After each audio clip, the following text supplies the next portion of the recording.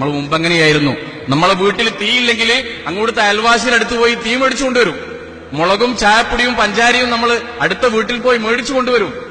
ഇതൊരു സ്നേഹത്തിന്റെ പാലമായിരുന്നു. ആ പാലം പൊട്ടിയിരിക്കുകയാണിപ്പോ. നമ്മളൊരു മതില് കെട്ടി നമ്മളും നമ്മളെ ഭാര്യയും മക്കളും മാത്രമാണിപ്പോ ആ വീട്ടിൽ. ഏകാന്തത അനുഭവിച്ചുകൊണ്ടിരിക്കുകയാണ്. തീർച്ചയായും സ്നേഹത്തിന്റെ ഈ വേദിയിലേക്ക് നിങ്ങളെ ഞാൻ സ്വാഗതം ചെയ്യുകയാണ്. ഭാരതനാട് നമ്മുടെ നാട്, ഭാസുരമായൊരു വീട്, ഹിന്ദുവും ക്രിസ്ത്യനും മുസ്ലിമും തോളോട് തോൾ ചേരും നാട്. ഭിന്നിക്കല്ല ഒന്നിക്കണം നാം നാട്ടിൽ നന്മ പുലർത്താനായി, ഭിന്നരല്ല നമ്മളൊന്നാണേ മനുഷ്യജാതി. പെണ്ണുങ്ങളാണെങ്കിൽ എല്ലാവരും പല ചിന്തയിലുമാണ്. എല്ലാവരും കൈമുട്ടിയാണ് റെഡി.